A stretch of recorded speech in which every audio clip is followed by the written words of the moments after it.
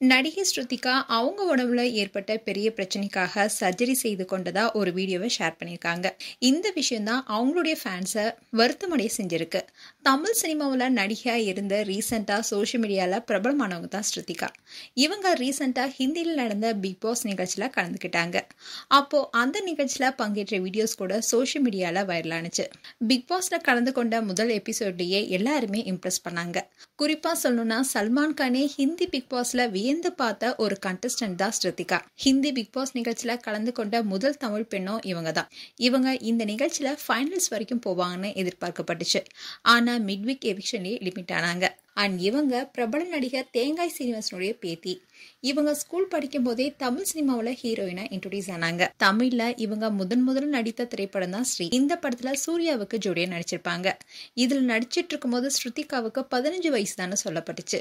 அதோட ஸ்ரீ, ஆல்பம், நலத்தமயந்தி, மலையாளத்துல ஒரு படம்னு நடிச்சிருக்காங்க.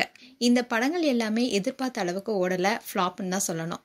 இதை தொடர்ந்து தொழிலதிபரான அர்ஜுன் என்பவரை காதலிச்சு திருமணம் செஞ்சுக்கிட்டாங்க. இந்த ஜோடிக்கு ஒரு மகனும் இருக்காரு. அண்ட் 2003க்கு அப்புறமா மீடியா பக்கமே தலை காட்டாம இருந்தாங்க ஸ்ருதிகா. இன்னில்தான் 2022 நடைபெற்ற குக் வித் கோமாளி நிகழ்ச்சி மூலமா மீண்டும் கம்பேக் கொடுத்தாங்க. அதுல அவங்களுடைய சமையல் திறமையை வெளிப்படுத்தி டைட்டிலையும் வின் பண்ணாங்க. குக் வித் கோமாளி நிகழ்ச்சியில ஜெயிச்சதுக்காக ஸ்ருதிகாவுக்கு 5 லட்சம் பரிசா கொடுத்தாங்க. அவங்க அந்த பணத்தை குழந்தைகளுடைய கல்விக்கு உதவும்னு தன்னார்வ தொண்டு நிறுவனங்களுக்கு வழங்கிட்டாங்க. அவங்களுடைய இந்த செயல் கூட பலராலும் பாராட்டப்பட்டுச்சு. இதை தொடர்ந்துதான் ஹிந்தி பிக் பாஸ்லையும் கலந்துகிட்டு பிரபலமானாங்க. இன்னில்தான் ஸ்ருதிகா அவங்க உடம்புல இருந்த பெரிய பிரச்சனைக்காக சர்ஜரி செய்து கொண்டதா ஒரு வீடியோவை ஷேர் பண்ணிருக்காங்க.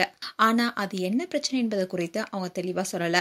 அது சரி செய்யறதுக்காக தான் மேஜர் சர்ஜரி நடந்திருப்பதாகவும் அவங்க சொல்லியிருக்காங்க. அது மட்டும் இல்லாம அங்க இருந்த டாக்டர்ஸ் தனக்கு ரொம்பவே சப்போர்ட்டிங்கா இருந்ததாகவும் நல்லா பாத்துக்கிட்டதாகவும் ஒரு போஸ்டும் ஷேர் பண்ணிருக்காங்க. இதை பார்த்த ஃபேன்ஸ் எல்லாரும் ஸ்ருதிகா நலம் பெற்று வரணும்னு ஆறுதல் சொல்லிட்டு வராங்க. மேலும் ஸ்ருதிகா குறித்து உங்களுடைய கருத்துக்களை கமெண்ட் செக்ஷன் சொல்லுங்க. இது போன்ற வீடியோஸை பார்க்க நியூஸ் தமிழ் கிளிட்ஸ் சேனலை சப்ஸ்கிரைப் பண்ணுங்க. மறக்காம நோட்டிபிகேஷன் பட்டனை கிளிக் பண்ணுங்க.